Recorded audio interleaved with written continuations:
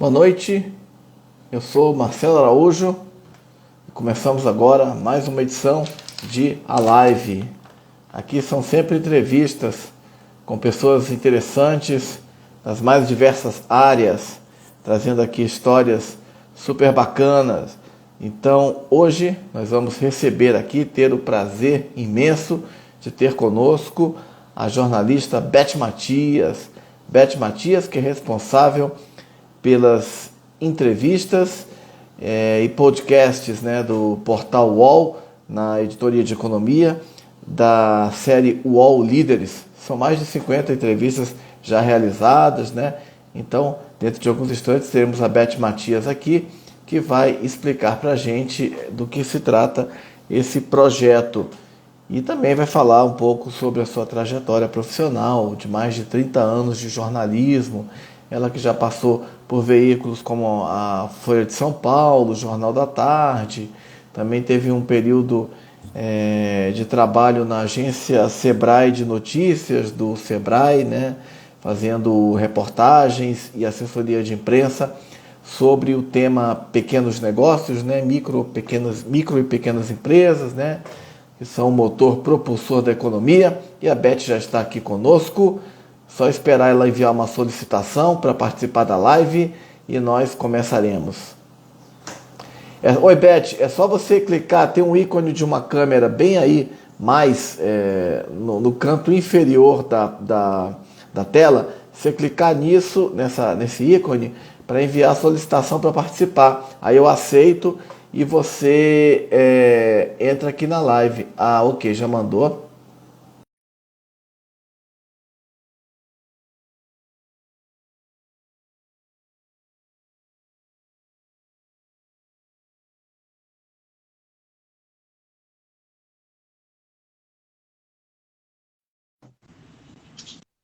Opa, alô? Opa!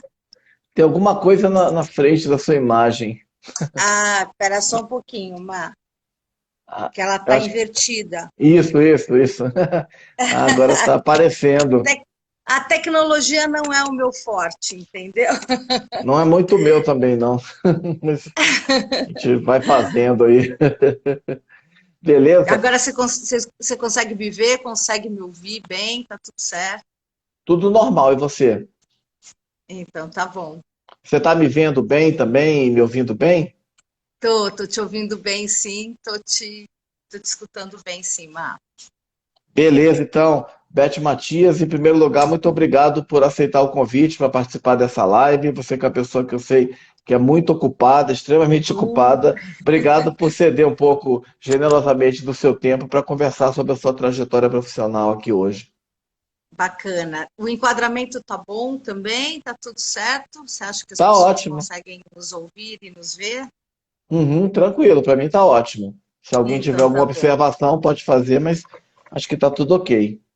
Bacana. Então vamos lá, vou pôr meu óculos aqui, porque agora, Marcelo, eu uso óculos também. Ah, legal. Eu já uso desde pré-adolescente, Pois 40 é. anos de óculos. Beth, eu queria Bacana. saber, então, começar te perguntando de quando veio o seu interesse. Acho que é Gate Comunicação, tá mandando um alô para Isso. Oi, Beth. Letícia. Oi, pessoal da Gate. Beijo grande para vocês. Mas a pergunta inicial que eu te faço é justamente a respeito do início da sua vontade de ser jornalista, trabalhar com comunicação. Quando que isso começou para Uhum. você? Então, as pessoas podem, às vezes, quando eu conto essa história, falar: não acredito nisso. Mas, assim, o jornalismo era uma coisa lá, há uns 40 e tantos anos, que quando você assistia a televisão, você só tinha os canais abertos, né? Você só tinha a Globo, você só tinha a Record, e você só tinha os grandes jornais, né? Não existia site, não existiam os blogs, então o meu pai era uma pessoa que assinava muitos jornais, sabe? Assim, eu tinha o Estadão, eu tinha a Folha, a gente assistia muito o noticiário, a gente só ia dormir depois do Jornal Nacional. Então, essa questão, toda essa relação que eu tinha com o escrever e o ver o jornalista atuando, foi o que foi me fascinando. Aí, quando eu tinha uns 16, 17 anos, tinha que escolher. Eu já gostava de escrever, eu já gostava de ler, era uma coisa que era bastante importante para mim. E aí eu decidi, eu falei, eu vou fazer jornalismo. E aí foi o jornalismo, eu só prestei jornalismo, eu não fui fazer ciências sociais, como a maioria das pessoas, eu fui para o jornalismo. Um pouco pelo encantamento de dar informação e de contar uma história, porque eu adorava ouvir e contar histórias, e eu sabia que podia ter muita coisa para contar histórias no jornalismo, um pouco porque eu gostava de escrever mesmo, gostava e gostava de falar mais do que de escrever, eu gostava de bater papo, de ouvir histórias. Então, acho que isso juntou um pouquinho com aquele fascínio que eu tinha pela leitura do jornal e ser uma ouvinte aí, ser uma telespectadora da televisão. Mas é engraçado, porque eu nunca quis ir para frente da câmera. Nem na faculdade eu fui para frente da câmera. Eu fazia todos os trabalhos, eu era produtora, eu escrevia, eu fazia o jornal, eu fazia a produção de rádio, mas eu nunca fui para frente nem do áudio, nem do vídeo. Uhum. Foi mais ou menos assim que começou, lá atrás, em 1986, quando eu entrei na universidade. Uhum. Qual foi onde você estudou, Beth? Eu estudei na Universidade Metodista, que era em São Bernardo do Campo, eu moro em São Paulo, capital, né? Uhum. E aí a São Bernardo fica na Grande São Paulo, para quem não é aqui de São Paulo, então eu estudei na Metodista, eu entrei na Metodista, eu entrei na Casper, que também era uma boa universidade. Eu fiz para ser bem sincera, eu fiz uma pesquisa, então, assim, eu sabia que a USP era uma universidade mais voltada para um jornalismo mais acadêmico, né?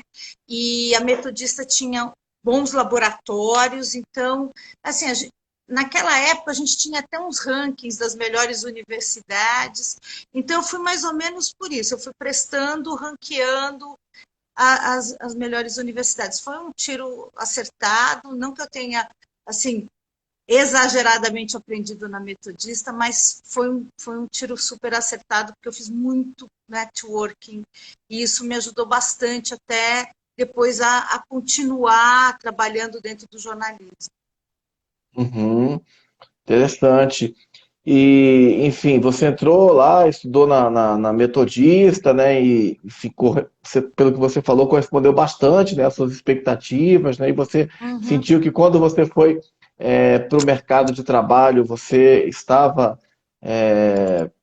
enfim, porque só para Apta. acrescentar, tem alguns colegas às vezes se queixam que a universidade às vezes Uhum. alguns comentam, né, de que não dá Sim. aquela formação prática e tal, e que quando chega num jornal ou numa emissora de rádio ou de TV tem que aprender muita coisa na prática, né? E com você, como é que foi? Você sentiu Então, que. você sabe que às vezes me chamam para fazer algumas palestras em colégio para falar um pouco dessa profissão do jornalismo, né? E até recentemente eu fui num colégio e falei um pouquinho para o pessoal. Como é que eu vejo, né, a universidade versus o mercado de trabalho?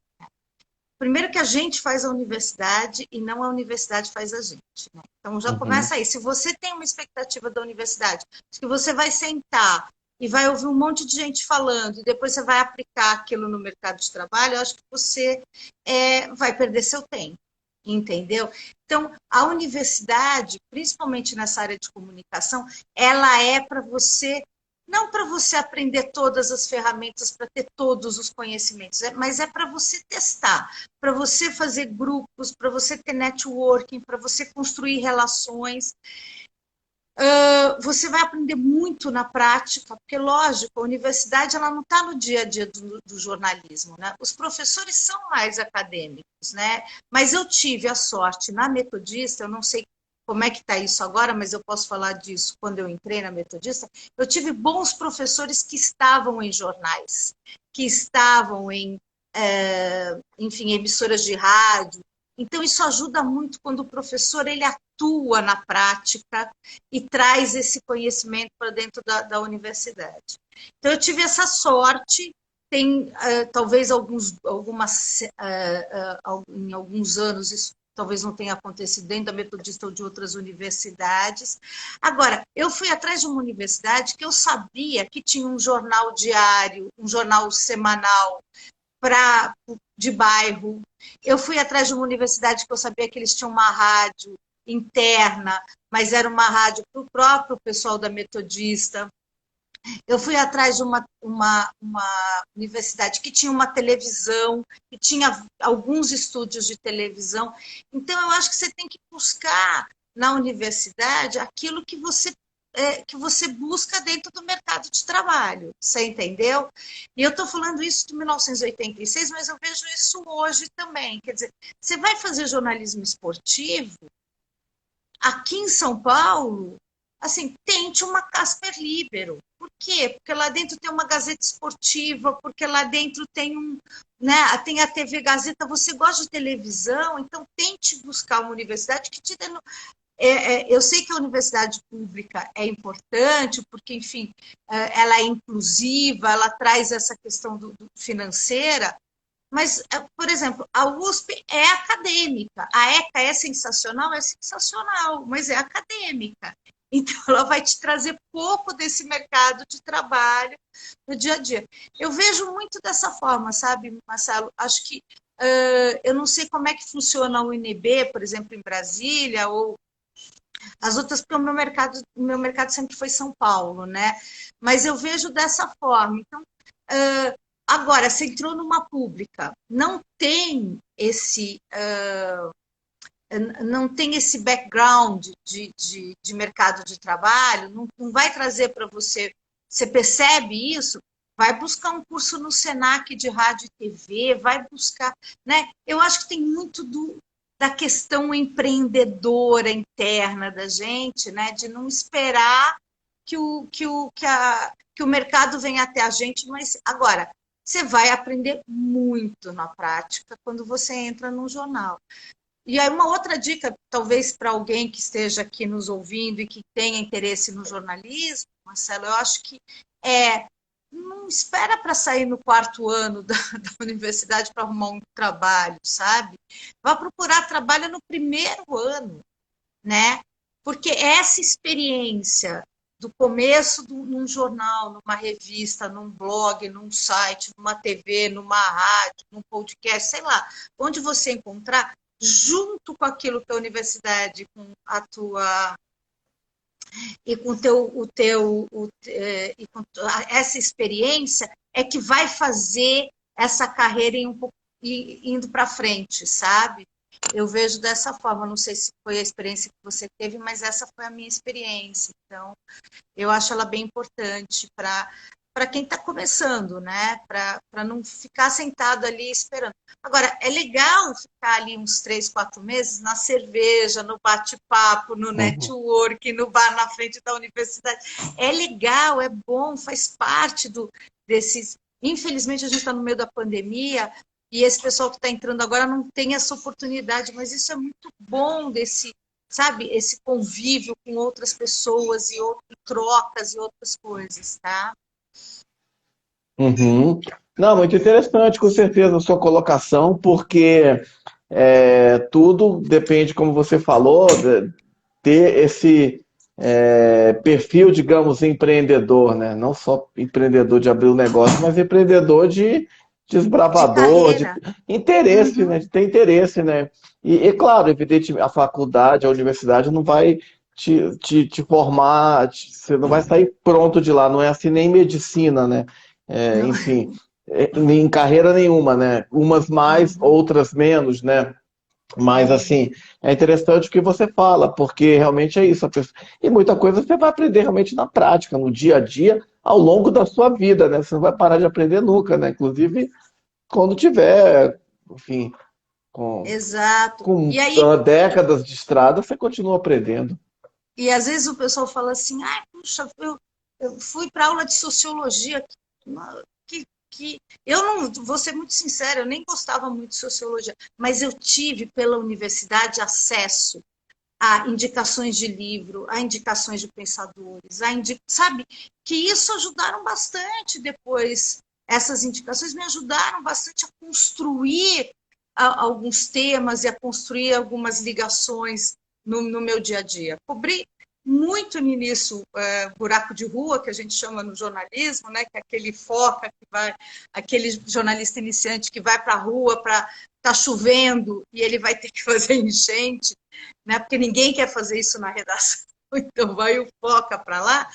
Mas, ao mesmo tempo, na hora de escrever alguma história mais bacana, um case diferente. Então, essa leitura me ajudou. Eu não teria ela só na prática, sabe? Eu vou falar bem sinceramente, não teria ela só na folha. Assim, lógico, você convive com jornalistas mais experientes, eles te dão algumas dicas, mas assim, na universidade eu tive também uma bagagem filosófica, sociológica, é, de conhecimento de teoria de comunicação que somente no dia a dia do jornalismo eu não traria. Então, acho que é importante, sim. Eu acho que assim, eu não descarto a universidade, sabe? Ela podia ser melhor? Ela podia. Ela podia estar mais preparada para mercado de trabalho? Sim.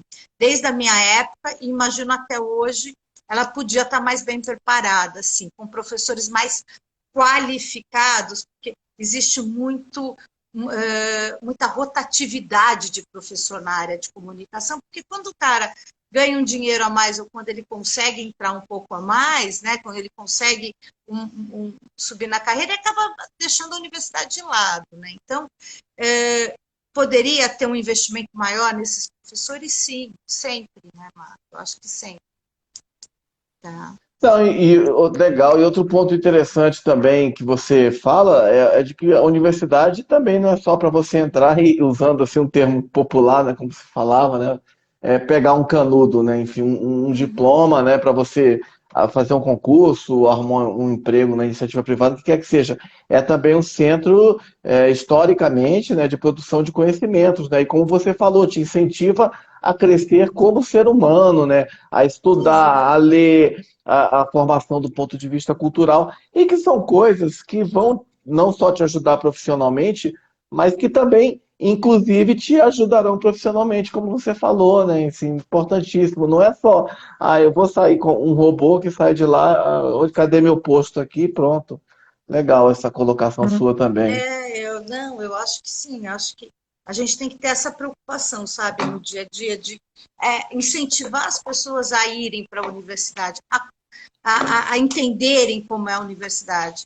É lógico que no Brasil ela tem todos os seus senãos, né? Mas eu acho que, enfim, é o que a gente tem e a gente precisa aproveitar dela, precisa tirar dela o melhor que ela tem, né? Uhum. Bacana. E você, o seu primeiro emprego, estágio, foi onde? Então, aí nessa universidade, quer dizer, logo no primeiro ano, o que aconteceu? Eu saí da. Deixa eu só pôr aqui, porque ele está com a Uhum. bateria mais fraquinha. Eu saí da. Eu estava na Metodista, assim, e já comecei a procurar trabalho em tudo que era lugar. Aí eu comecei numa agência muito pequenininha, fazendo um jornal empresarial, bem pequena mesmo. Eu fiquei lá uns 2 meses e eu fazia tudo, assim. Eu até dirigi o carro do dono da Uhum. agência para fazer matéria, para você ter uma ideia. Ele falava assim: precisa fazer uma matéria lá em Guarulhos com um funcionário tal. E eu pegava o carro dele com 19 anos e ia para Uhum. Guarulhos, que é também grande São Paulo, para poder fazer a matéria. Mas aí eu fiquei pouco tempo lá, não funcionou, porque, enfim, era muito pequena mesmo, era eu e ele só. E eu ainda estava muito verde ali no jornalismo. Eu precisava realmente, para construir histórias empresariais, eu precisava ter um pouco mais de bagagem. Daí eu acabei saindo de lá e fui para uma outra empresa. Essa eu fiquei 1 ano.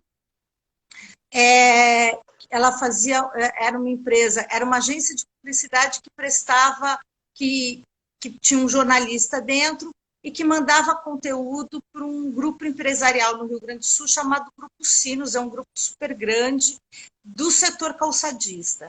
Então eu comecei a fazer reportagens, matérias no setor calçadista e mandava via malote, datilografada a matéria, por malote para o Rio Grande do Sul, e eles publicavam na revista e no jornal. Eu fiquei 1 ano lá, daí surgiu uma oportunidade de eu ir para... Surgiu uma oportunidade de eu fazer um freela na Folha de São Paulo, na agência Folha, como telerepórter. Naquela época, o telerepórter era aquela pessoa que ficava assistindo televisão e ouvindo rádio, e ia tirando informações daquilo, e aquilo podia virar uma matéria para o jornal.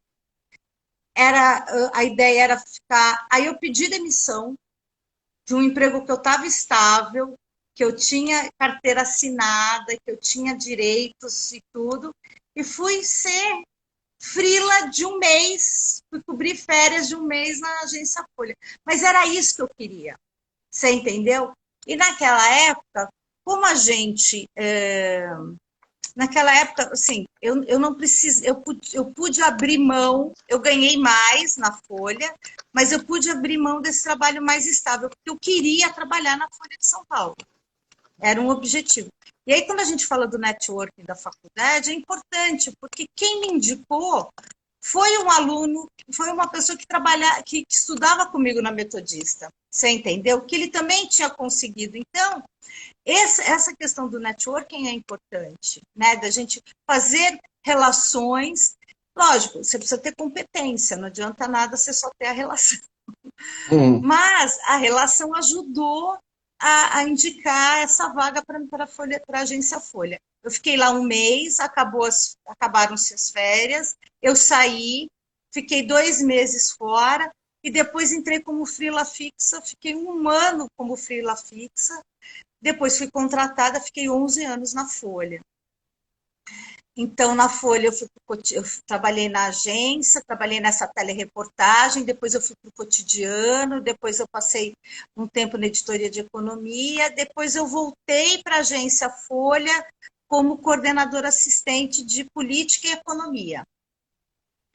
E aí foi onde eu fiquei a maior parte do tempo. O que fazia a coordenação da agência Folha? Né? A gente tinha correspondentes no Brasil inteiro, esses correspondentes, eles enviavam reportagens que eram definidas por uma equipe de pauta, e aí eles mandavam essas reportagens, e essas reportagens passavam por mim e eram enviadas para publicação na Folha, na editoria correspondente, tanto de política como de economia. Então, eu fazia uma edição, uma primeira edição desse material, e o editor assistente ou o editor do caderno fazia a revisão final desse material. Era uma super responsabilidade, porque, enfim, era um material de política, né? Então a gente tinha que ter muito cuidado com determinadas matérias. A edição, o cargo de editor assistente era importante, porque nessa primeira revisão, às vezes o repórter esquecia de colocar alguma informação importante ou relevante. Às vezes ele não tinha buscado essa informação e a gente precisava ter ela na matéria para que a matéria estivesse completa. Às vezes o outro lado precisava ser ouvido, e isso a Folha tinha e sempre teve, e eu acho que tem até hoje, pelo menos com os amigos que eu converso, essa preocupação com o outro lado. Nem que a gente tivesse que pôr assim, olha, ligamos 5 vezes e a pessoa não atendeu o telefone. Mas a gente tinha que ter esse outro lado, principalmente em matérias de denúncia, em matérias mais sensíveis, ou matérias que comprometessem pessoas, né? Porque muitas vezes tinham matérias de políticos e tudo. Caso Collor, eu acompanhei muito de perto, tinham os correspondentes, começou tudo em Alagoas, então a gente tem, né, passou muita coisa pela agência Folha.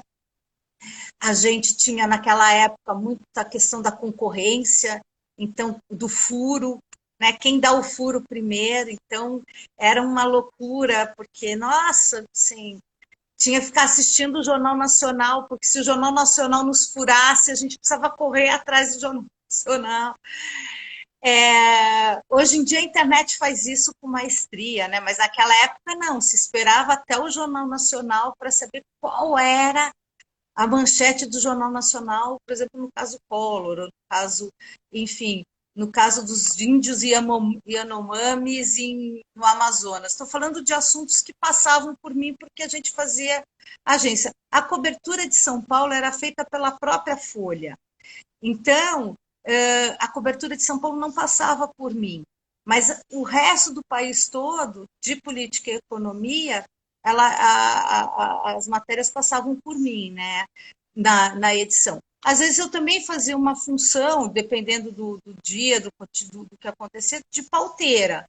Então, fazia a reunião do folhão, que a gente chamava, ia para a reunião, ficava na reunião, e o que a agência tinha de importante naquele dia, a gente tentava ver se era importante ou não para a Folha aproveitar, entendeu? Bacana, então foi mais nossa. ou menos isso na Folha. Que legal, super experiência, né, Beth? Você passou ali por, Não.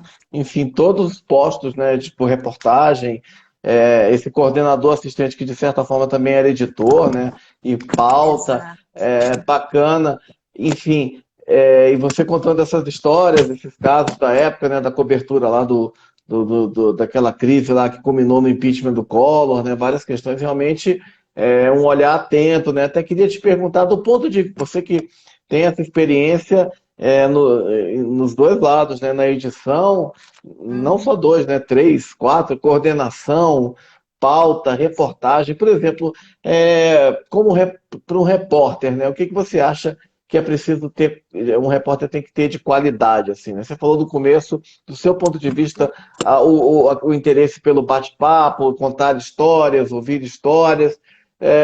E você até falou, o que eu diria para uma pessoa que está começando agora e tal. O que você diria para alguém que quer ser, por exemplo, que vai começar como repórter, claro, em qualquer veículo de imprensa? O que é importante para fazer boas reportagens?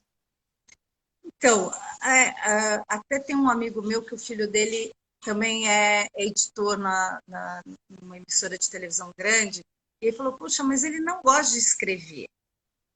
Ele gosta de falar, mas ele não gosta de escrever. Eu diria que o repórter, ele precisa gostar de escrever. Seja ele um repórter de televisão, seja ele um repórter de rádio, seja ele um repórter de impresso ou de site. Precisa, e o gostar de escrever não é aquela coisa assim, eu vou escrever o que eu quero, eu vou dar aquela viajada, não. Ele precisa entender que existem técnicas de reportagem, ele precisa obedecer essas técnicas de reportagem, né? Quer dizer, ter um lead bom. Agora, o repórter mesmo, aquele da rua, ele precisa ter uma sensibilidade, ele precisa trabalhar essa sensibilidade, né? Eu vou para a rua para fazer uma matéria de enchente. Todo mundo está vendo uma rua alagada, mas eu vou lá e vou ouvir histórias, vou falar com crianças, vou falar com senhores, e dali eu vou tirar a melhor história que eu conseguir. Então, assim, primeiro a inquietação e a curiosidade, né? Eu acho que o repórter, ele precisa ser muito curioso, ele precisa ser muito metido naquele assunto. Então, se ele está indo para cobrir qualquer assunto que seja, pode ser até um repórter, vamos falar de um repórter de negócios, né? Uma pessoa que está trabalhando com economia. A bolsa caiu, tá bom, a bolsa caiu, todo mundo vai dar que a bolsa caiu, eu não preciso de um repórter para isso, né? Porque a própria assessoria da B3, da Bovespa, vai mandar que a bolsa caiu, tá? Mas E aí, o que isso influencia na vida das pessoas? A bolsa caiu e isso prejudicou alguém? Alguém perdeu muito com isso? Ficou, né? Ou alguém ganhou muito com isso? Ou tem algum assunto ali que eu possa contar e que possa ter essa ligação com a queda da bolsa? Então, assim, o repórter ele é curioso, ele é, ele é fuxiqueiro, né? Então, ele faz um monte de perguntas. Né? O bom repórter, ele não só ouve, mas ele pergunta. Não, mas espera um pouquinho. Mas se isso acontecer assim, será que o bom repórter, ele lê? Né? Quem não lê, Marcelo, e ler mesmo, de verdade, todo dia, o jornal de cabo a rabo, e eu estou falando de impresso, mas assim, o jornal na internet, precisa ler, né? Ah, mas eu vou para uma pauta, eu não sei nem o que é aquela empresa. Ele precisa estudar a empresa, ele precisa saber o que aquele cara já falou, o que ele já falou de importante. Eu estou entrevistando uma pessoa e eu vou para lá totalmente despreparada. O entrevistado sente isso. Então, o que eu vejo na boa reportagem? Primeiro, é uma pauta bem construída, tá? Eu vou falar com quem, onde, quando, onde, por que eu vou falar com essa pessoa? Com quantas pessoas eu vou precisar falar para eu construir essa matéria? Né? Que é o que os produtores de televisão fazem, às vezes, muitas vezes para os repórteres, né? Eles vão atrás de todas as informações, de todos os telefones, de todas, e aí o repórter vai lá e produz uma matéria. Uma vez eu ouvi de uma editora do jornal do Fantástico, que ela falou o seguinte, o bom repórter, Beth, a gente dá a pauta mastigada, com todos os telefones, mas ele traz uma matéria sensacional. Porque quando a gente pauta, a gente não sabe se aquilo vai render ou não de matéria, né? Olha, vai lá e entrevista o fulano de tal, tá bom, ele é acusado de não sei o quê. Oh, o cara pode falar, não vou conversar com você. Acabou. E aí, como é que você faz para trazer uma boa matéria, mesmo o entrevistado não querendo falar com você? Então, essa curiosidade, esse tomar o não e não se contentar com o primeiro não, com o segundo não, com o terceiro não, e ir atrás, falar, não, pera um pouquinho, tem história aqui, se tem história, eu vou atrás dessa história, tá? Então, assim, a gente brinca, né, nas redações, assim, quando a pessoa brilha o olho e fala assim, deixa que é minha, é porque ela vai atrás, ela vai buscar, ela vai brigar, ela vai passar a noite, às vezes de plantão, ela vai mexer no lixo do cara para buscar a história. Ah, mas isso é invasão de privacidade, isso é... Marcelo, eu sou jornalista da velhíssima guarda, entendeu? Então, assim, a gente vai buscar mesmo aquela informação, onde ela tiver, da forma como ela tiver, sabe?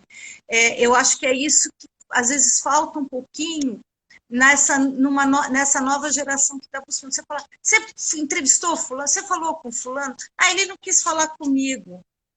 Tá, mas e aí? Não vamos ter matéria? Entendeu? Né? Porque alguém do outro lado está tendo essa curiosidade. Pode ter certeza disso. Alguém, em algum lugar, está tendo a mesma curiosidade que você. Então, acho que é isso com um repórter bacana, assim, uma pessoa que queira trabalhar no jornalismo hoje, nesse jornalismo mais hard news, tá? Agora, lógico, a gente tem N outros, né? Tem o cultural, tem o jornalismo de entretenimento, mas até aí a gente precisa ter essa curiosidade, né? E a gente também precisa estudar isso, né? Porque senão não vai funcionar. Não, com certeza, em esporte, em qualquer área, né? Qualquer área, economia, política, cidades, né? Exato, exato. Então, acho que essa é a beleza do jornalismo, né?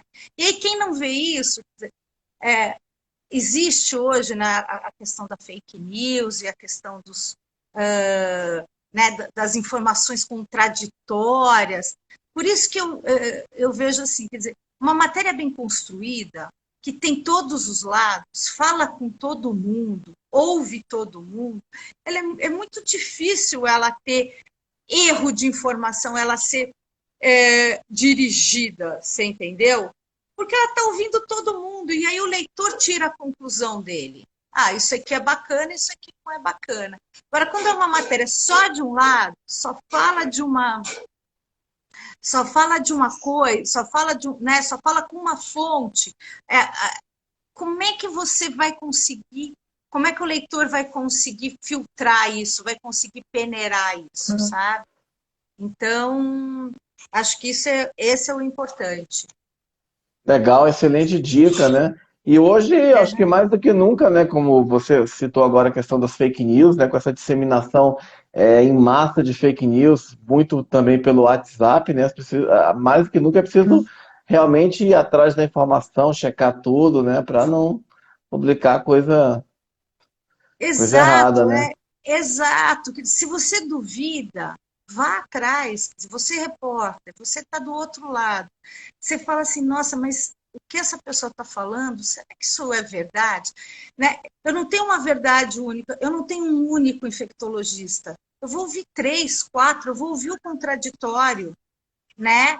Por quê? Porque na hora que eu ouço o contraditório, eu mesmo posso pôr esse contraditório na minha reportagem, entendeu?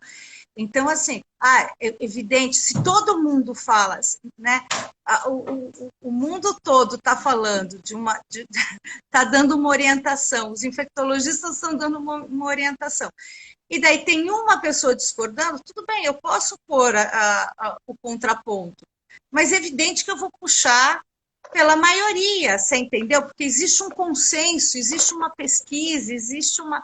E aí tem a qualificação da fonte, né? Quer dizer, quanto mais qualificada a minha fonte, melhor é a minha informação, mais clara é a minha informação. Então, eu tenho que buscar fontes qualificadas, e não o vizinho, né? O vizinho, ele pode ser muito legal para contar a história da vida dele, mas para falar de vacina, às vezes ele não tem essa informação toda, né?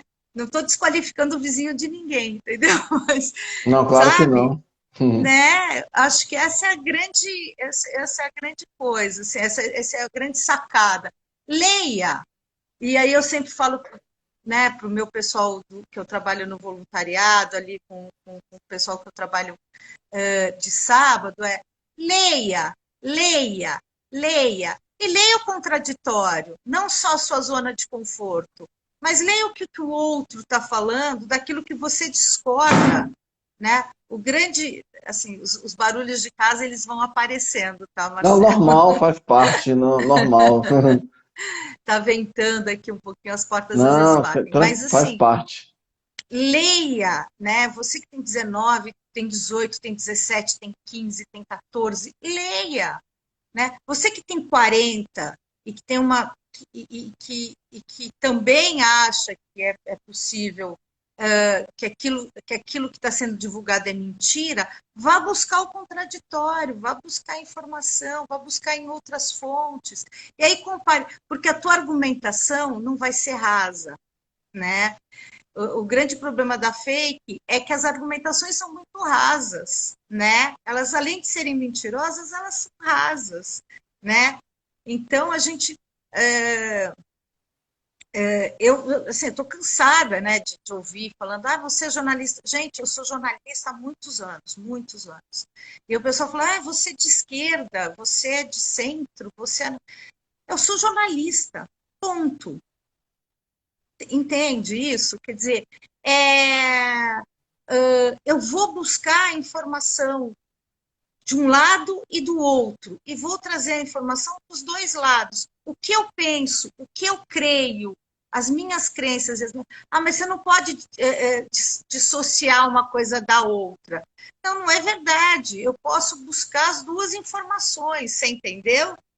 Para as duas, para aquela reportagem. O que eu creio e o que eu sou, né, é um pouquinho diferente, você entendeu? Quer dizer, se eu sou... Uhum. Agora, lógico, se eu estou trabalhando num veículo que ele que ele tem um viés completamente único, né, que ele não tem esse viés plural, aí, aí é diferente, né? Mas eu não sei, porque eu não sei não trabalhar na pluralidade, você entendeu?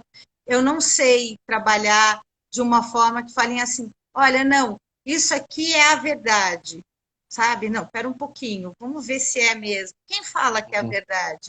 É fulano, é ciclano? Assim, eu faço bastante isso, até trabalhando empresarialmente como consultora.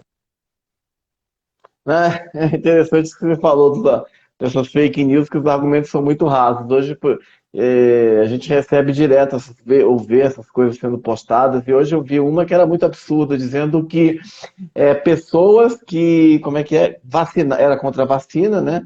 Porque muito dessas fakes são contra a vacina e tal, mas juntava assim vacina com 5G e falava que tinha casos, acho que na China, de algumas pessoas que tinham sido vacinadas e foram usar o celular 5G e tiveram combustão espontânea, pegaram fogo, né? Então, assim, você olhando, você já, uma pessoa assim com o mínimo de bom senso já olha e fala, não, isso aí é uma mentira, isso aí, É, talvez num é, filme aí, sei lá, de ficção, poderia até ser, então, mas pois tem é, não, gente que acredita. então, mas o grande, a grande coisa, eu acho que a grande. Por que, que a pessoa acredita? Porque o conhecimento dela também é muito raso. Você entende isso? Quer dizer, é, uma pessoa explodindo por conta de um celular, Com quantas vacina, foram? Onde elas estão? Quem são elas? Quem está divulgando? Ah, mas por que. Ah, mas a China não divulga nada porque a China é um regime fechado. Então, o que, que você está acreditando nisso? Se a China não divulga nada. Então, assim, sabe, coloque questionamentos em cima dessa história e fale assim, cara, quem que deu isso? Nossa, mas foi só esse site que deu isso? Ninguém mais deu. Os caras estão explodindo na China e ninguém mais deu, né? Ah, não, porque a imprensa nacional, a imprensa tradicional, ela está toda comprada. Cara, desculpa. não, a imprensa Imprensa é não divulga imprensa, isso. né? Sempre tem isso, a Imprensa. imprensa não divulga. É exato, mas imprensa é imprensa. Se você tiver uma notícia, imagina o UOL, né? Eu faço o UOL Líderes. Imagina o UOL com uma notícia dessas, explode gente por conta da vacina na China. Você acha que o UOL não ia dar? Imagina a quantidade de cliques que ele ia ter. Você acha que ele não ia dar? Exatamente. Né? O G1, você acha O que o G1 não dá? Estadão, O Estadão, né? New York Lógico, Times. né? Lógico que eles iam dar, com certeza. Por quê? Porque isso traz audiência e eles vivem de audiência, gente. Então, assim, só deu num sitezinho lá da Piriroca da Serra, ó, a Piriroca da Serra, estamos juntos, mas só deu naquele site. Desconfie, vá atrás, olha, pera um pouquinho. Mas é isso, quer dizer, eu acho que também a capacidade de pensar é rasa, né, nesse momento, né? Então, assim, e tem aquela pessoa que ela se nega a ouvir, né? Se nega, aí não tem jeito, sabe? Assim, agora, para o repórter, para o bom repórter, ele vai atrás, né? O repórter, aquele cara que está incumbido disso, ele vai atrás, explodiu um cara por causa da vacina, um cara de saúde, ele vai atrás, né? Infelizmente, hoje a gente precisa desses mecanismos, né? De essas contraprovas, digamos assim, esses sites de contraprova para dizer não é fake, é fake.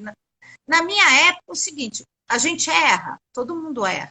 Eu erro. Às vezes eu dou um número errado, às vezes eu ponho um R no nome de um, de um entrevistado, sei lá, entendeu? Escrevo Marcelo com 2 L's, às vezes eu ponho a idade errada. Vamos lá, assuma, errei, erramos, né? A Folha começou com essa história do erramos, isso é importante, erramos. Ah, mas ele não dá um erramos de capa.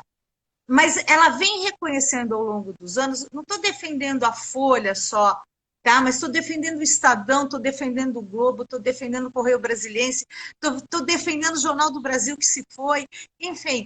Esses jornais, eles tinham essa preocupação. Não, espera um pouquinho, a gente errou, olha, vamos colocar aqui. Ah, num espaço menor, não tem como manchetar e um erramos. Né? A não ser Erramos que Não tem. Mas se esse detalhe for errado, o UOL, às vezes sai alguma coisa errada no UOL Líderes, né? A gente vai lá e corrige. Está errado, isso é uma determinação editorial. Está errado, nós vamos corrigir. Ponto. Isso é para todo mundo, é para a Beth e é para todos os jornalistas que estão lá dentro, para todos os editores. Não está errado. A pessoa falou, ok, está ali, a gente publicou. Você entendeu? Então, assim, acho que isso é muito importante, né? Para todos os veículos, para todos os sites, para quem escreve nesse país, para quem, né? Para quem faz lives, para quem, assim, eu não tenho todas as respostas. Então, errei, falo, me desculpe, errei, vamos corrigir, ponto. Acho que esse é o mais correto a fazer, né? Uhum. Faz parte, quem não erra, né? Quem nunca errou e que todos nós erramos, vamos errar ainda na vida, faz parte. Sim, e o tempo todo, né? Muitas vezes a gente não se apercebe disso, não se dá conta. A gente tem uma vida atribulada, tem uma vida corrida, enfim, né? Existe um rigor? Existe. Um rigor de qualidade? Existe. A gente precisa. Os meus textos no UOL passam por 3, 4 pessoas, né, para serem publicados. Por quê? Porque existe um rigor, né? Agora, mas não existe um rigor de falar, não, a linha editorial, a Beth perguntou isso e nós vamos mudar completamente o que a Beth fez. Então, não tenho essa experiência em nenhum veículo que eu passei, nem na agência Sebrae de Notícias, né? Você passou pelo Jornal da Tarde também, não foi? Você foi editor assistente Também, lá também, né? isso, de economia. E aí eu vou te falar, né, que são empresas muito diferentes, né? A Folha do Estadão, né? O Estadão é um jornal, né, era uma redação muito mais tradicional. As pessoas tinham outros comportamentos. A Folha era uma redação muito jovem. Quando eu estava lá, ela estava mudando todo o projeto gráfico. Então era uma redação de gente jovem, de gente com gana, com vontade de fazer jornalismo. Na época que eu entrei na Folha, que eu entrei em 87 na Folha. E eu saí em 2000 e acho que 2001. 87, 1999, 2000, foi mais ou menos. Foi 1999, porque aí 2000 já estava. Eu virei o milênio dentro do JT, né? E aí tem uma história super legal que, assim, eu tinha combinado com o editor, o Fernandes que não me ouça, eu tinha combinado com ele que eu ia folgar no Natal e no Ano Novo, porque fazia 11 anos que eu não tinha um ou outro, né? E aí combinei com o Fernandes e ele virou para mim e falou, não, tudo bem.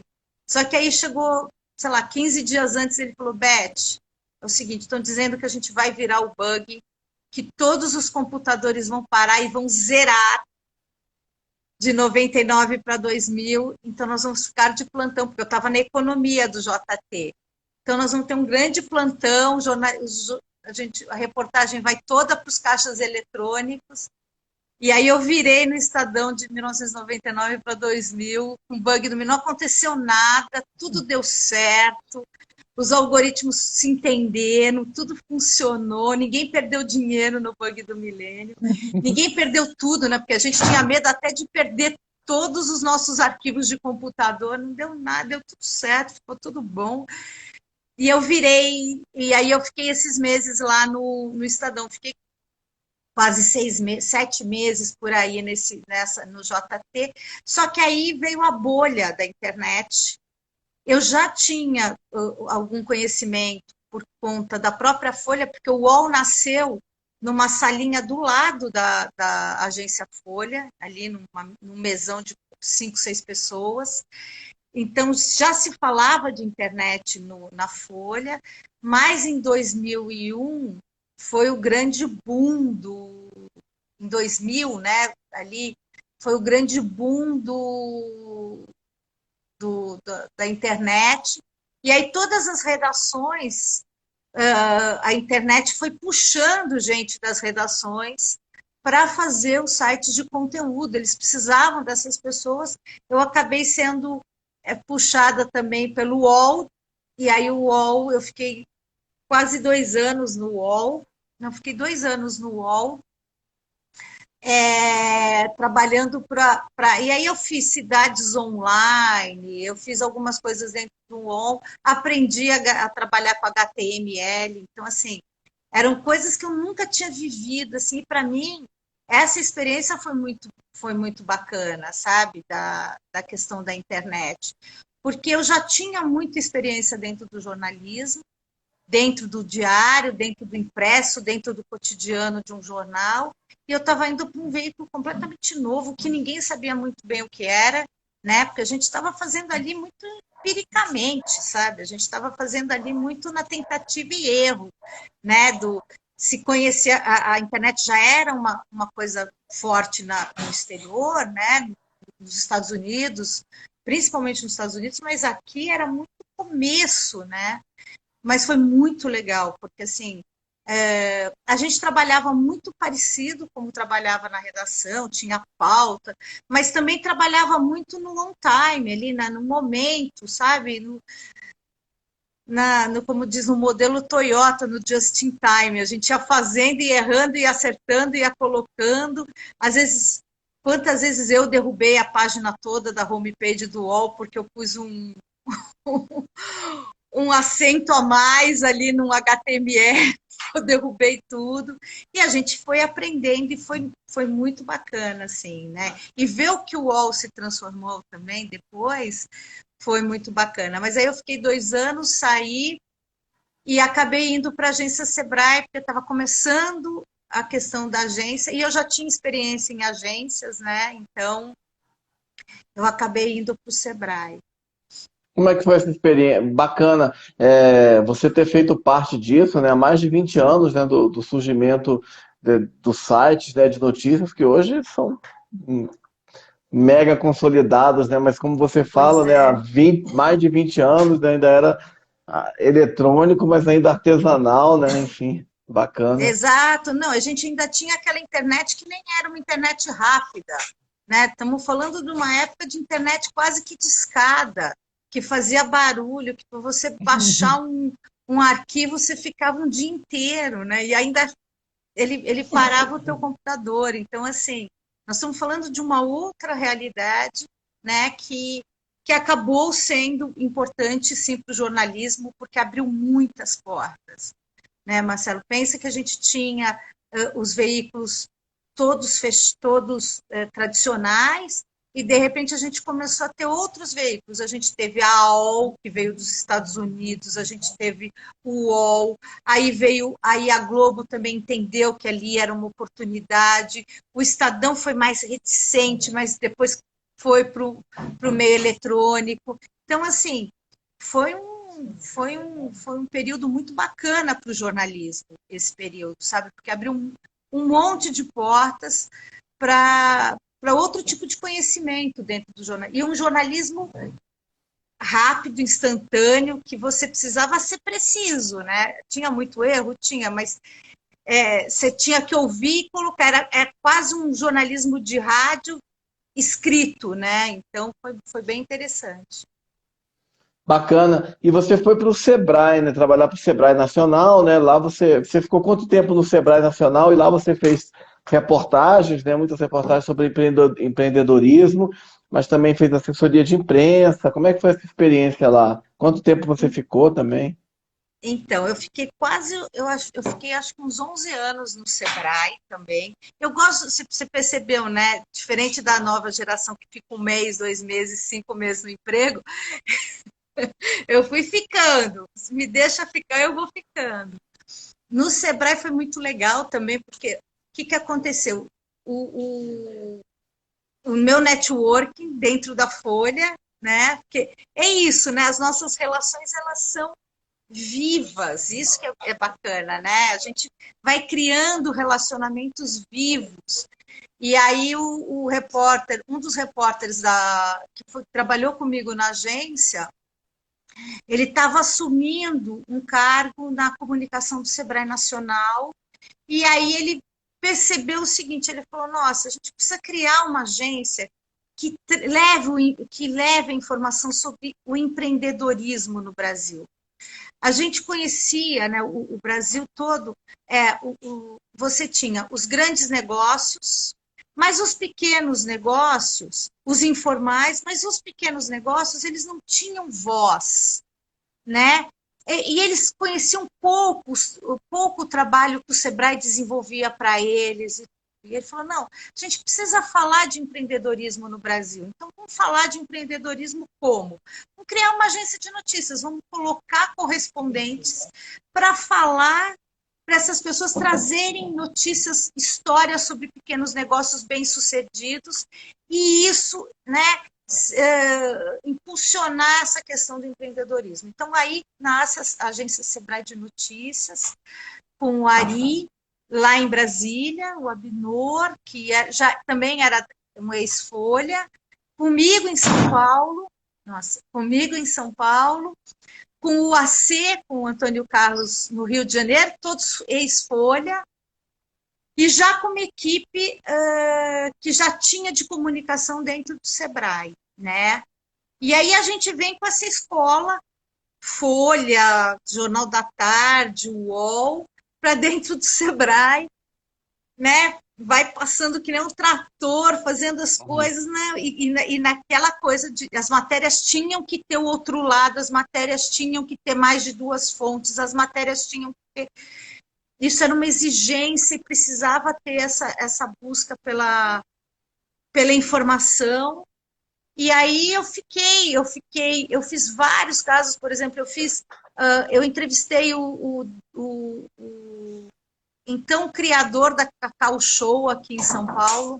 A Cacau Show estava começando, era um empreendedor de porta, né? Era um empreendedor de garagem, e ele estava começando, mas ele tinha voltado da Europa cheio de ideias, ele queria transformar o chocolate fazer a intermediação entre o chocolate caro, o gourmet, e o chocolate... Enfim, foi bem bacana. Eu fiz muitas histórias para o Sebrae, eu aprendi muito com o Sebrae, mas muito mesmo com o Sebrae. Fiz muitos amigos, aprendi muito com os gerentes, ouvindo as histórias, ouvindo quais eram as ferramentas, como é que você podia melhorar o marketing, podia melhorar a questão financeira, porque não adiantava misturar a conta pessoal com a conta da empresa, né? E aí eu era uma empreendedora, porque quando eu entrei para o Sebrae, eu criei uma microempresa, eu criei um simples naquela época, para dar nota fiscal para o Sebrae. Então eu fui aprendendo também a lidar com essa questão do empreendedorismo, sabe? E eu também não era, para o Sebrae, eu era uma prestadora de serviços. E essa questão de ser empreendedora para eles, no início, eu era aquela empreendedora funcionária, sabe? Colaboradora funcionária. Daí eu fui aprendendo que, espera um pouquinho, se eu tenho CNPJ e eu dou nota fiscal, eu também posso trabalhar para outras empresas.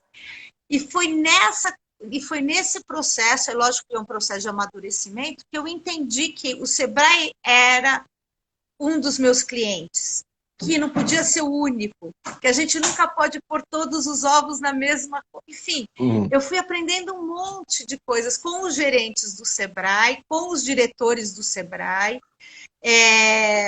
diretores, assim, gente espetacular, de primeiro nível, absolutamente capacitados. Eu aprendi muito, assim, com pessoas muito estudiosas, que iam para fora, que traziam novidades, que viam clusters, né? Que olhavam outros meios de empreendedorismo, que falavam de cooperativismo que eu nunca tinha ouvido falar na minha vida, enfim. Eu sou muitíssimo grata ao Sebrae. Eu fiz Empretec depois, que eu saí do Sebrae, porque eu queria muito desenvolver essa veia empreendedora, que eu sabia que tinha, né? mas então, assim, o que eu posso dizer para as pessoas que estão nos ouvindo aqui? Vá para o Sebrae. Se você é um pequeno empreendedor, vai lá, faz os cursos, saiba, porque assim, é aos pouquinhos que você vai construindo isso, mas dá resultado, e é um resultado bacana, entendeu? E na agência, eu tinha uma coisa na agência muito bacana, que eu acho que depois que eu saí, enfim, eu não acompanhei mais a agência, acabei me envolvendo com os meus próprios negócios. Mas tinha uma coisa na agência que a gente fazia, Marcelo, que eu acho que era muito importante. Assim. Eu não falava do Sebrae na agência, eu falava do pequeno negócio. Então, falar do Sebrae não era uma propaganda do Sebrae, sabe? A gente não tinha, não se criou a agência Sebrae para falar do próprio umbigo, né? Mas sim para mostrar os casos bem-sucedidos. Então, tanto fazia se eu ia falar com o senhor da padaria na esquina, como como eu ia pautar uma matéria sobre negócios em Birigui com calçados infantis, que era um cluster de calçados infantis. Então, isso também era uma coisa bem bacana. Não ficar falando da própria. A agência foi criada para dar voz ao empreendedorismo e não para falar do Sebrae. Isso era uma coisa que, na minha cabeça, era muito forte também. E, enfim, acho que eu não sei agora também, eu perdi um pouco o contato com o pessoal da agência Sebrae, mas eu espero que eles continuem nessa linha do empreendedorismo, porque é isso, né? A gente não está aqui para falar da gente, a gente está aqui para falar do outro, né? Para dar voz a essa causa, que é uma causa, né? E A com gente... certeza. Pode falar, Fala. pode falar. Não, pode falar, pode falar. Não. Eu tenho até uma brincadeira que o Guilherme Afife Domingos falava que eu cobria tanto a fala dele do simples e não sei o que, não é que eu podia fazer os próprios discursos dele, porque eu estava sempre ali ouvindo o que ele estava falando. Não, legal, enfim, como você falou, né, essa coisa da comunicação, né, como que ela pode ajudar a dar visibilidade a esses segmentos, né, que até então eram invisíveis ou pouco vistos, né, pela imprensa, grande imprensa, né? Uhum. E aí a gente está falando do Sebrae de empreendedorismo, mas a gente vê isso o tempo todo agora, né? Como é que pequenas causas, né? O racismo, homofobia, gordofobia, todas essas fobias que antes estavam ali guardadinhas, né? Que não se falavam delas, como é que a internet começou a perceber isso e a própria imprensa se apoderou desse discurso também. Então, a gente vê isso né? Olha, a gente precisa ter mais inclusão, a gente precisa ter mais matérias inclusivas. O bom jornalista, ele percebe o que está em volta dele e ele também vai se apropriando dessas falas e desses discursos, sabe? Para fazer valer e dar voz a esse tipo de coisa. Porque a maioria já tem voz, sabe, Marcelo? A minoria não. Então, eu acho que é isso que a gente tem que fazer mesmo, né? Quer dizer, é periferia que a gente tem que falar, é inclusão, é SUS, é educação pública, né? A educação privada, ela já tem voz, ela tem recursos, ela vai para a publicidade, ok. Mas a educação pública? A gente precisa falar dela, a gente precisa falar da saúde pública, sim, precisa falar de vacina pública, sim, precisa falar de periferia, sim, de infraestrutura em periferia, sim. Parece um discurso assim, todo mundo fala, fica até rançoso e cansativo. Mas se a gente não der voz a esse tipo de minoria, esse tipo de assunto, quem é que vai dar? Você entendeu? Então, eu acho que faz parte, é obrigação nossa profissional, sabe? Uhum. E a Renata Guedes está dizendo que tá com saudades de você. É uma das minhas alunas do voluntário, do meu curso voluntário ali de sábado. Renata, também saudades de vocês. A filha dela, assim, para você ver como é importante a gente também fazer essa questão do voluntário, né, trabalhar como voluntária nessa questão, porque assim, puxa, um pouquinho que a gente conseguiu fazer nesse curso levou a Renata, a filha, sabe, a buscar a universidade, sabe, a conseguir bolsa na universidade. Não foi a Beth que foi lá e fez a prova para. Não, foi ela se dedicou.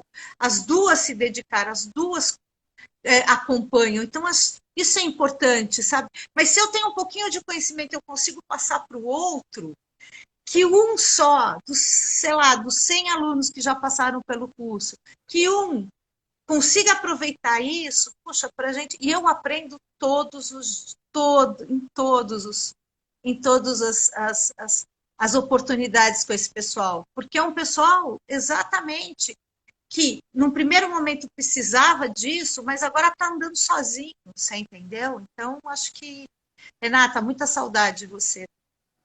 Como é esse curso, Beth? E há quanto tempo ele acontece? Para quem que você ministra esse curso? Então, o curso começou, eu preciso fazer jus aqui a um amigo querido, o André Salles, que eu acho que ele nem está aqui, mas, assim, o André queria fazer um trabalho voluntário, fazia parte de uma associação espírita, e um dia ele colocou no Facebook dizendo que ele precisava de um parceiro, e aí, assim, casou. Eu também queria, sabe, participar, ajudar de alguma forma, e aí eu falei, André, eu já tenho mais ou menos, eu consigo ajudar a montar uma ementa de curso aqui, a gente foi, apresentou a ementa de curso, a ideia do André de juntar um pouco, é um curso de comunicação e expressão, então eles constroem textos a partir de assuntos que eles querem tratar, então eles pesquisam o assunto na internet, e aí eles vão construindo um texto, vão buscando informação, alguns deles conseguem até mandar e-mail para algumas pessoas, sabe, para fazer um trabalho um pouco mais jornalístico, mas não é um não é um curso de jornalismo, é um curso para eles aprenderem, para eles se soltarem, para uma entrevista de primeiro emprego, né? Então, assim, a gente tem desde para uma pessoa que quer melhorar a escrita dela, ou pelo menos ela quer começar a escrever, porque ela não sabe, às vezes, nem por onde começar a escrever, sabe? Como é que ela se posiciona, como é que ela fala numa entrevista. Isso é para ajudar quem está precisando do primeiro emprego, ou às vezes de um emprego, né? Então, ele fica na periferia de São Paulo, numa região chamada Americanópolis. É uma região, digamos assim, que é uma região muito necessitada de tudo do poder público. E aí essa instituição espírita montou um centro tecnológico, de ensino tecnológico, que chama CETEC. A gente apresentou o curso, então o primeiro período do curso é só, a gente vai dando dicas de escrita e eles vão escrevendo e vão fazendo textos e vão fazendo exercícios. E o segundo período do curso, o André se inspirou numa história dos Estados Unidos que chama Shakespeareanos. É um professor que precisava ensinar inglês para os alunos latinos. Eles não aprendiam porque eles só tinham o espanhol em casa, então eles não conseguiam associar o inglês. E ele começou a usar Shakespeare e peças de Shakespeare para incentivar esses alunos. A gente teve a ideia de ler clássicos com esses alunos. Então, clássicos da literatura, Moby Dick, Romeu e Julieta, As Aventuras de Gulliver, enfim, a gente já leu uma série de livros e a gente lê junto com eles. A gente compra os livros, eu e o André, a gente divide, a gente compra os livros, eles vão lendo com a gente e no final eles ganham o livro, né? Isso tem ajudado muito, porque muita gente não gosta de ler, e quem lê e quem não lê não escreve, né? A gente já falou disso lá atrás, agora há pouco tempo. Quem não lê, não adianta, porque tem dificuldade para escrever, tem dificuldade para conhecer as palavras, né? E a leitura traz isso, né? Automaticamente, a gente vai aprendendo a fazer construções de vírgulas, de pontos, de parágrafos, com a leitura. né? Então, a gente começou a ler esses livros, aí veio a pandemia, esse curso passou a ser online, as inscrições estão abertas no site do CETEC, CETECC, na Casa do Caminho, na realidade, porque é a instituição que mantém o CETEC, a Casa do Caminho. Então, quem quiser se inscrever, o curso da gente é online, vale para todo o país, para qualquer tipo de idade. A gente tem pessoas de 70, 80 anos no curso, até jovens de 14, 15 anos. E ele está aberto, as inscrições, ele vai começar agora no meio de fevereiro, então as inscrições estão abertas para quem quiser participar. A Renata é uma das nossas alunas, já foi nossa aluna, eu acho que ela participou 1 ou 2 vezes, porque você pode refazer o curso, porque Uhum. cada vez é um tipo de assunto, é um tipo de livro, então, e aí isso que a gente fala, quer dizer, quanto mais a gente lê e quanto mais a gente escreve, mais musculatura a gente tem e vai melhorando e vai criando corpo, é como fazer uma ginástica, né, Marcelo? Mas o Que André Salles foi um grande parceiro nesse curso. A gente tem legal. ele desde 2000, acho que a gente já está na. Ela é semestral, as turmas são semestrais, acho que a gente tem desde 2017, 2000, acho que desde 2017, já tem uns 5 anos esse curso. E a gente quer levar. Fiz 3 vezes, a Renata falou. Uhum. Porque é isso, né? A importância disso. E depois outra coisa, a gente faz networking, a gente bate papo, a gente conversa, a gente troca experiências, então isso é bastante bacana. É todo sábado, das 9 até o meio-dia. Que legal, excelente iniciativa. Inclusive, ela estava falando que os professores são excelentes. Parabéns, Beth. Que belo projeto aí, muito legal mesmo para você e para o André Uhum. Salles. Legal demais. E É, você, é pode falar. muito legal. Não, muito legal também a gente levar, até a gente já pensou em levar isso para outros lugares, você entendeu? O problema é nosso tempo, né? Porque a gente só consegue fazer isso de final de semana. Mas se outras pessoas quiserem aprender, ver como é que faz, enfim, se outros jornalistas tiverem interesse em conhecer o projeto, a gente pode passar e passar para frente isso, para que outras pessoas também possam fazer e levar essa questão do que a gente tem de bagagem para essas pessoas, principalmente para pessoas em situação de vulnerabilidade, em situação de que querem o primeiro emprego, que precisam melhorar a condição, às vezes, social, e esse tipo de coisa ajuda, né? Então, assim, se tiver algum jornalista aqui que esteja nos ouvindo e que queira levar isso para frente, a gente está aí para passar isso para frente, tá? Bacana, lindo projeto mesmo, que incentiva algo tão fundamental, né, tão importante quanto o hábito da leitura e a escrita, né, para que as pessoas possam caminhar com as próprias pernas, como você falou, e depois uns foram fazer faculdade e etc, né? Que legal, bacana, parabéns Uhum, aí, Beth. uhum. Bacana, obrigada, viu? Obrigada mesmo. Por E poder quando falar aqui desse projeto que é um. Não, maravilhoso esse projeto, muito bom mesmo. Precisa ser Uhum. realmente replicado, né? Ideias como essa têm que ser copiadas enfim, multiplicadas. E você saiu do Sebrae e você foi, depois do Sebrae Nacional, e você foi para onde? Enfim, já foi para o UOL, voltou para o Então, UOL? não, depois do Sebrae Nacional, nessa carreira aí, eu fui buscar, já que eu tinha já tinha essa percepção de que eu não só não está, não, o Sebrae não era o meu único, não era a minha única fonte de renda ali, né? Quer dizer, não era a única empresa, eu já era uma empreendedora, eu já fazia alguns freelas para fora.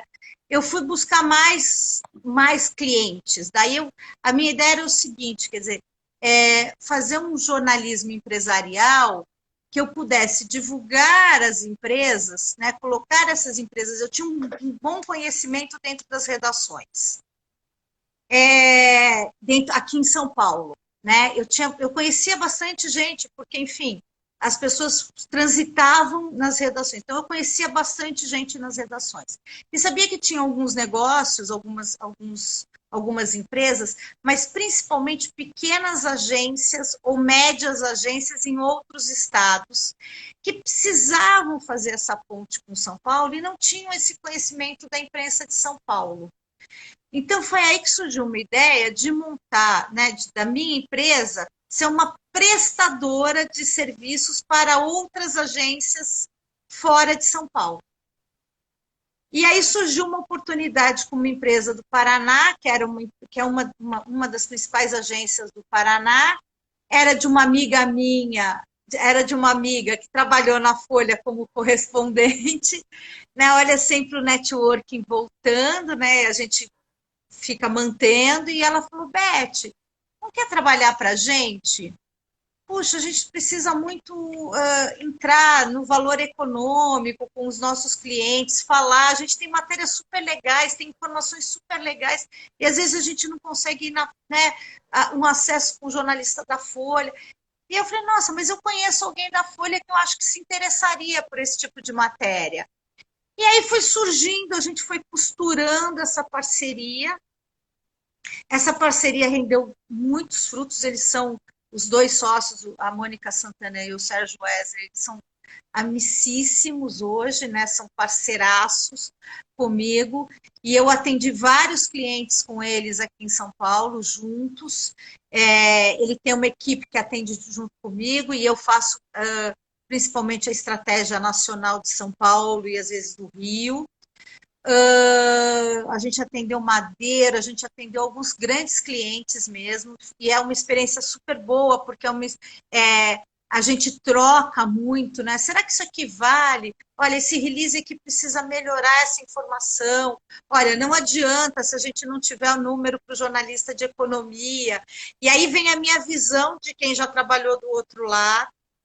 Então, isso é bacana, porque eles aproveitam muito essa visão. E eles ouvem muito, então fala assim, é lógico, às vezes o cliente não quer divulgar um dado ou outro, mas assim, olha, isso aqui, do jeito que está, a gente não vai conseguir que a imprensa nos ouça, porque não tem uma informação relevante para ir para uma imprensa nacional. Ah, legal, então isso aqui pode ser trabalhado na imprensa local, na imprensa regional, num site, num blog, num especializado. Então a gente troca muito isso. Com a agência do Paraná, eu fui para uma agência de Goiás, trabalho com uma agência de Goiás, trabalho com uma agência do Espírito Santo, trabalho com essa agência do Paraná e trabalho com 2 boutiques de São Paulo, que são agências menores, né? Porque não adianta eu ser parceira de uma grande agência em São Paulo, porque, enfim, eles já têm mão de obra, já tem gente, né? A ideia é levar o que eu tenho de diferencial para essas agências. Hoje eu trabalho com mais 2 pessoas, mas tudo home office, Marcelo, tudo PJ, né? Porque assim, a ideia é exatamente essa. Então, desde que eu saí do Sebrae, nós estamos falando de 2012, até agora, já tem 10 anos, eu acho que já tem quase uns 10 anos, eu fui me atualizando dessa forma. Com isso, eu ganhei, com o curso de voluntariado também, ali com aquele curso da Casa do Caminho, do CETEC, eu ganhei um pouco de experiência para dar aula.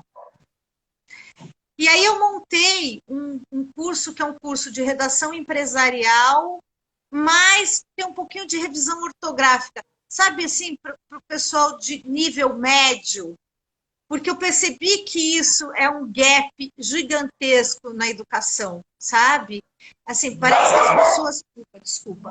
Parece que as pessoas passaram pelo ensino do português ali meio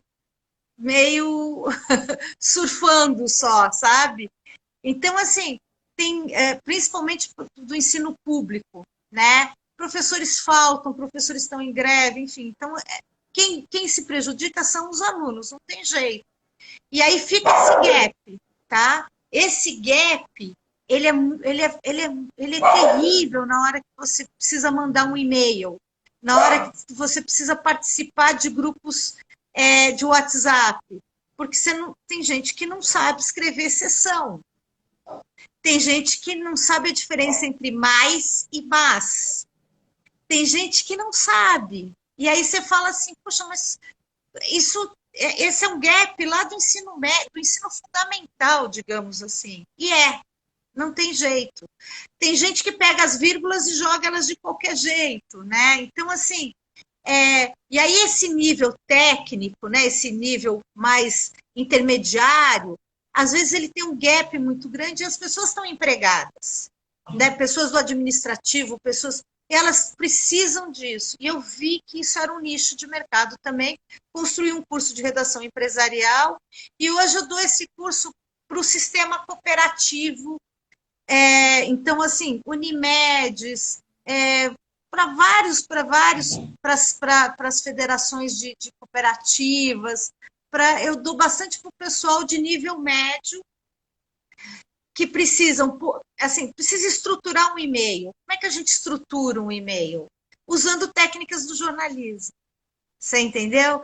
Então, Uhum, assim, respondendo perguntas básicas. Por quê? Porque a comunicação empresarial, ela cria ruídos terríveis, inclusive ruídos que podem levar a processos jurídicos, né? Porque se eu respondo atravessado para uma pessoa, se eu não sou claro no meu e-mail, se o meu e-mail ele não está ele não é entendido de forma correta, ele pode gerar uma demanda jurídica, inclusive para a empresa. Você uhum, entendeu? Então, eu percebi isso ao longo do tempo. Então, faz uns 5 anos que eu também dou cursos de redação empresarial, não só para o sistema cooperativista, mas, enfim, para qualquer empresa que precise. Ele é in company, tanto pode ser online quanto pode ser presencial. O online veio com a pandemia, né? Porque virou tudo online, e aí eu criei ele dentro de uma plataforma de Teams. Então, assim, ele é, ele é um curso de 8 horas ou de 16 horas, porque o de 16 horas ele tem uma oficina de texto, que aí a gente, enfim, ele é um pouquinho mais extenso, né? Ele precisa mais de leitura, ele precisa de leitura de artigos e de tudo.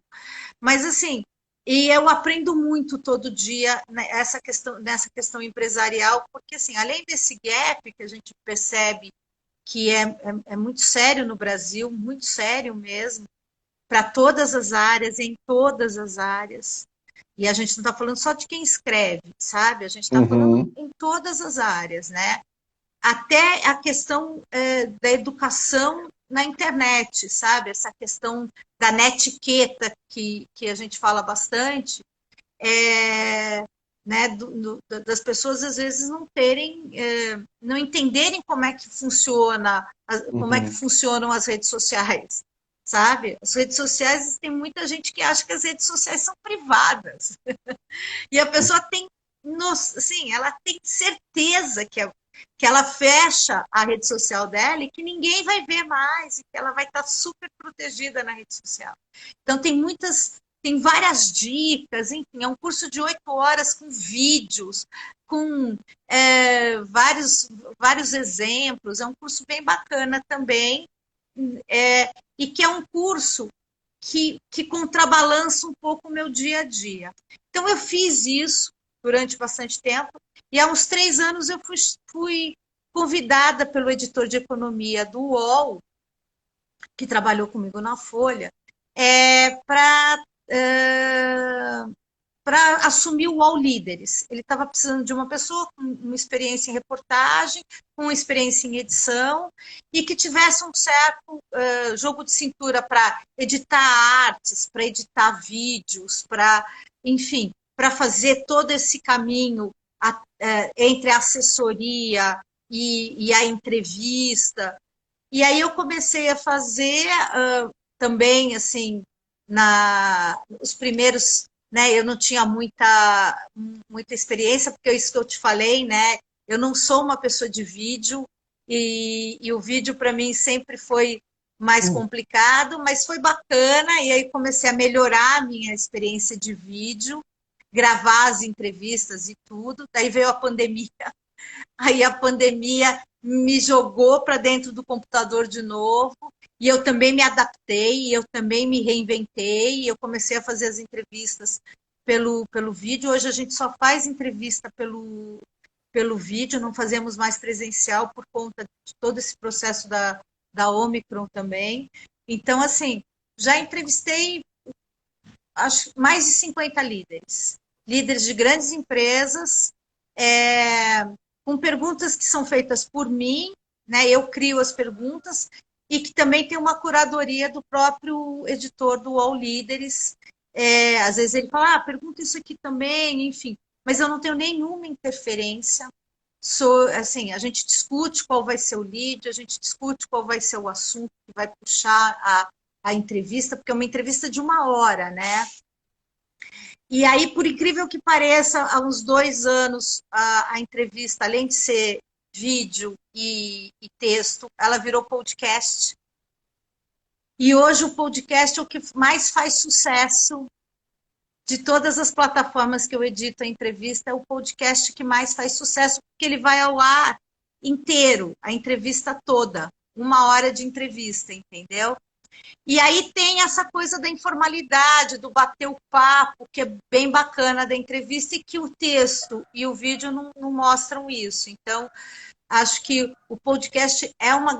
Eu aprendi, estou aprendendo a fazer podcast, né? Porque você precisa ter uma introdução, você precisa ter uma finalização, você tem que esperar a pessoa falar até o final, você não pode interrompê-la, que é coisa de jornalista, né? Não, espera um pouquinho, me explica isso, né? E a gente não... No podcast você não pode ter essa interrupção. Então, assim, estou aprendendo bastante. Aos 55 anos, eu estou me reinventando todos os dias, buscando. E se alguém tiver alguma coisa diferente, que tenha ideia e queira fazer, eu estou aqui, pode falar comigo, porque eu acho que esse é o divertido da vida, né? É a gente não parar e olhar sempre para frente, todas as tecnologias e todas as coisas que estão vindo, né? Que maravilha, né? Você sempre se reinventando e fazendo coisas muito legais, né? E os temas das entrevistas, você falou que já fez mais de 50, né? Que tipos de temas? Temas de economia, imagino, essencialmente, né? Então, são político-econômicos os temas, tá? Então, assim, a ideia do Líderes é ter o olhar do CEO, normalmente dos chefes, né, dos presidentes e dos CEOs, sobre o mercado que ele está atuando, mais do ponto de vista político-econômico. Então, assim, por exemplo, o mercado alimentício, né? Quem atua no mercado de alimentos. A ideia não é falar só sobre... É lógico que a gente vai falar de inovação, de novas embalagens, o que eles estão trazendo de novo para o mercado, para o consumidor, porque o consumidor quer saber isso, né? A gente tem a leitura de um consumidor, de um leitor muito atento para esse tipo de informação, sabe?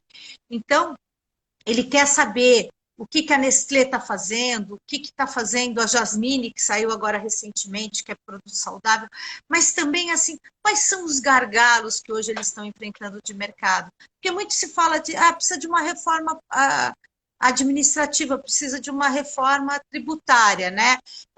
O governo está discutindo reforma tributária e a coisa não sai. E assim, mas por que vocês acham que precisa de reforma tributária? Onde está pesando para vocês isso? Realmente geraria mais emprego se a gente tiver uma reforma tributária? Assim? Ou simplesmente as empresas vão se apropriar desses benefícios, mas o consumidor, como é que ele fica nessa história? Então tem muito disso, sabe, Marcelo? Tá, a gente está falando de... Vocês estão falando que não, é preciso de... A gente está com gap de mão de obra tecnológica, né? A gente tem um apagão de mão de obra tecnológica. Tá, mas por que as empresas também não cobram mais do governo investimentos melhores em educação? Por que elas também não fazem esse papel? Então, a gente tem o All Leaders tem essa preocupação não só de ouvir, né, as coisas bacanas que as empresas estão fazendo, mas que ver do CEO se ele tem esse olhar, né, para esse mercado que está aí, né? Então a gente está falando de logística, a gente fala de logística, de infraestrutura, de gargalos, de reformas, de volatilidade. Então, assim, o quanto isso é uma das perguntas que são recorrentes no Líderes, o quanto que o quanto que a política interfere no negócio da empresa, você entendeu? O quanto as falas, às vezes, que sobem dólar, descem dólar, jogam bolsa para o chão, criam problemas para o mercado daquela empresa, né? Então, a gente não está falando assim, o Brasil, todos eles dizem, o Brasil não é para amadores, o Brasil não é para empreendedores, o Brasil é muito instável, o Brasil está amadurecendo, o Brasil... Tá, mas como é que a gente chega lá? Porque desde que eu sou pequena, eu ouço falar que o Brasil é o país do futuro, né? Quando é que a gente vai chegar nesse futuro em que a gente vai ter uma educação de qualidade, né? E qual que é o papel dessas empresas na questão da educação de qualidade? Lógico, às vezes a gente não tem as respostas que a gente quer, sabe? Mas eu acho que cabe ao Líderes e cabe a mim fazer esse tipo de pergunta. Então, a gente faz algumas perguntas que são macroeconômicas, que são político-econômicas, para que esse CEO tente se posicionar também, ou posicionar, na realidade, o negócio dele dentro do contexto, né, dentro da empresa. Porque senão ele parece muito assim, é uma multinacional que vem para cá, e qual que é o papel dela na fila do pão aqui? Né? Tá bom, não tá bom? Então eu, Ford, estou indo embora. Tá? Você acha que a Ford tinha, né? Por que a Ford saiu? E o que acontece, principalmente para o setor automobilístico? Sabe? Né? Essa cadeia toda que a Ford movimentava. Então, assim, acho que a gente tem algumas discussões nisso que são bem, bem bacanas dentro do Líderes, né? Às vezes, lógico, a gente tem CEOs muito bem treinados, né, para coisa, mas a conversa é boa, né? Quem assistiu o podcast, quem acompanhar o podcast vai ver que a conversa é boa, assim. A gente vai perder, por exemplo, tem algumas perguntas que saem que são assim, as concessionárias no Brasil, as concessionárias no mundo vão acabar? Porque as pessoas estão comprando cada vez menos carros, os carros estão muito caros, né? Qual vai ser o papel dessas concessionárias? A gente vai ter carro autônomo no Brasil quando? Né? Existe essa possibilidade? Ou há quantos anos, né? Ou há quantas décadas de distância a gente está da Europa e dos Estados Unidos? Enfim, tem algumas discussões assim, mas são todas econômicas, assim, do ponto de vista de empresa, né? De negócio. Né? Mas tem umas questões mesmo de educação, de saúde, principalmente quando a gente está com empresas ligadas ao setor de saúde. Eu entrevistei recentemente o presidente do HCOR, do Hospital do Coração, e a gente falou muito dessa questão das novas tecnologias, mas também da saúde pública, sabe? Né? Para onde caminha a saúde pública, como é que a gente abastece como é que a gente zera essa questão de filas e de exames né? E eles têm feito algumas iniciativas que eu acho que são bem bacanas. Fantástico, fantástico. Muito, muito bom esse projeto do UOL Líderes, né? Enfim, de trazer essa visão da economia, mas também por vários aspectos, né, Beth? Muito bacana. Parabéns aí por esse trabalho aí que vocês estão fazendo. A ideia não é ser só uma, né? Muita gente falou, quando a gente falou, a gente vai entrevistar uma empresa, parece um publi editorial, você entendeu? A empresa vai falando o que ela quer. Não, é um bate-papo, é uma discussão, é uma conversa ali com aquele CEO, entendeu? É lógico, eles não gostam muito de entrar no ponto de vista político, porque não faz parte do score deles, não faz parte do negócio deles, né? Mas isso interfere muitas vezes no negócio deles. Então, por isso que a gente acaba abrindo um pouco esse leque, você entendeu? Mas tem sido muito legal mesmo, assim, a receptividade. Sai toda a segunda, sai de 15 em 15 dias, o próximo Líderes agora é dia 31 de janeiro. Próxima segunda-feira, daqui a uma semana, tem entrevista Exato. nova e podcast novo lá, Exatamente. bacana. Isso, exatamente. E a cada 15 dias a gente tem isso. E é bem bacana, assim. E é um trabalho, sabe, assim, se você pensar perto, né, do que hoje eu trabalho na questão empresarial, na questão de cursos e tudo, é um trabalho bastante trabalhoso, dá bastante trabalho, mas para mim é um trabalho que me põe perto, sabe, do meu universo do jornalismo lá da década de 80, você entendeu? Quer dizer, eu volto um pouco para essa questão. Então, eu fico navegando, e aí tem toda uma questão ética, sabe, Marcelo? Porque muita gente vai falar, poxa, mas como é que você, eu já tive esse questionamento, como é que você, assessora, trabalhando para as agências, você ainda tem um chapéu de repórter, não tem um conflito de interesses nisso? Não tem, porque a gente delimitou muito bem esses dois campos, sabe? Então, por exemplo, empresas que tenham qualquer relacionamento com essas agências, eu não entrevisto. Empresas que sejam do mesmo mercado, que sejam concorrentes. Por exemplo, uma empresa, eu tenho um cliente de educação, eu não entrevisto concorrentes de educação.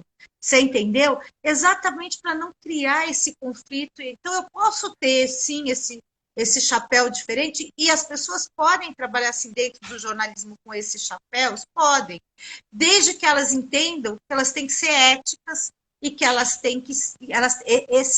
Esses dois campos eles têm que ser muito bem separados, né? Para que a gente não tenha nenhum questionamento nem de um lado, nem do outro, sabe?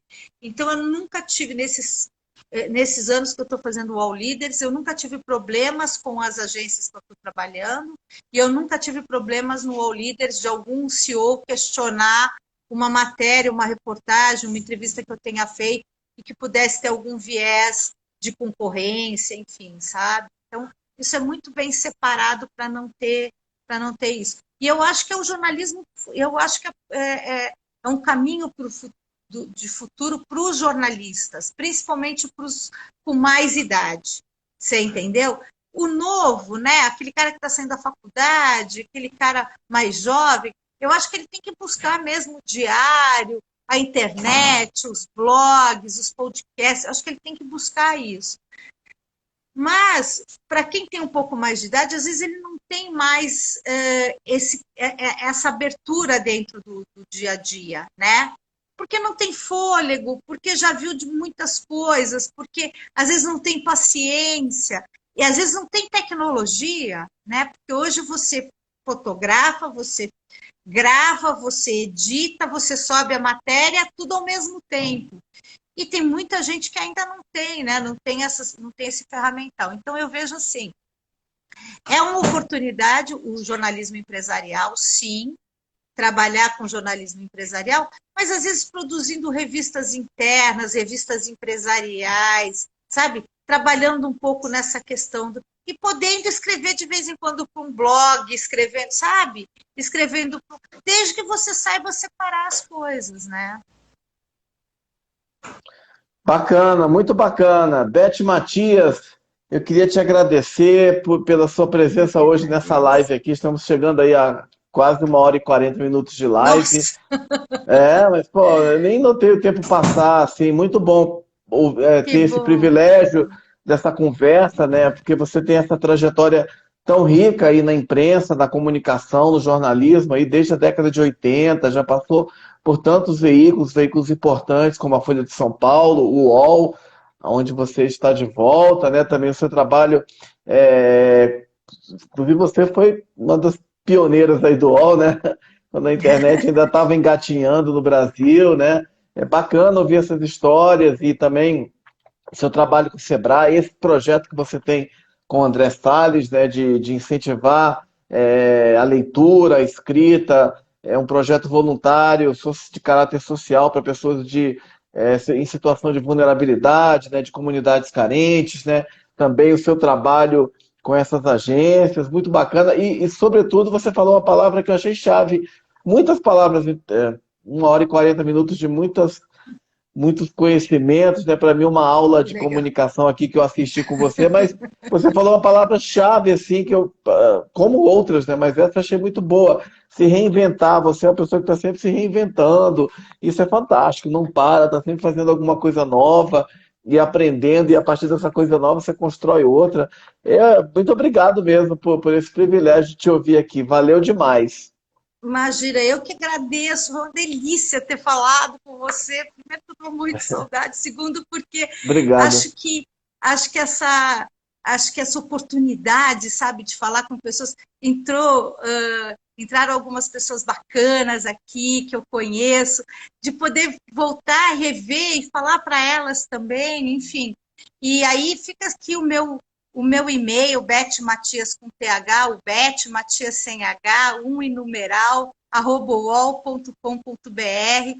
Quem quiser mandar mensagem, mandar, sei lá, bater papo, conversar, enfim, eu estou super disponível, estou disponível a projetos, eu estou disponível a bater papo, porque é isso, né? Acho que a comunicação é isso, assim, a gente ouvir, a gente falar, a gente ouvir e a gente falar.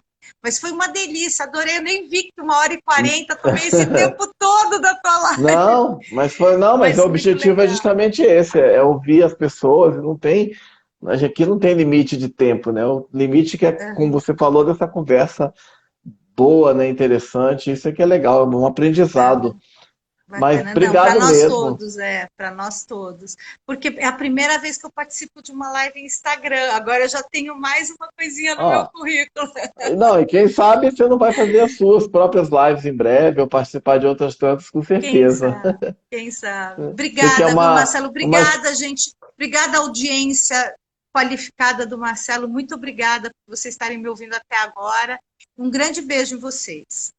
Você que é uma desbravadora, né? Enfim, está sempre buscando ser empreendedora, né? Novos trabalhos, novos projetos. Legal. Eu aproveito também para agradecer as pessoas que participaram, que entraram aí ao longo desse tempo aí da live e deixaram mensagens, assistiram a esse depoimento fantástico da Beth Matias. Mais uma vez eu agradeço especialmente a Beth. Parabéns aí por essa sua linda trajetória profissional e de vida e sucesso com todos os seus projetos. Espero que em breve a gente se reencontre fisicamente, né? Tem alguns anos que a gente não se encontra, Eu né? espero tomar um café, tomar uma cerveja juntos, um vinho pelo menos. Aí por São Paulo, pô, com certeza. Sim, convidadíssimo, Chama o convidadíssimo. Alessandro, que ele mora aí agora, né? Isso, isso, Soares. Alessandro, exato. E quando eu for a Brasília, pode ter certeza aí que eu chamo essa turma boa de É Sebrae, tá legal. bom? Vamos marcar, vamos marcar. Então tá bom, Beth. Brigadão. Valeu, um abraço. Beijo, até para Beijo. vocês. Tchau, até Tchau. logo.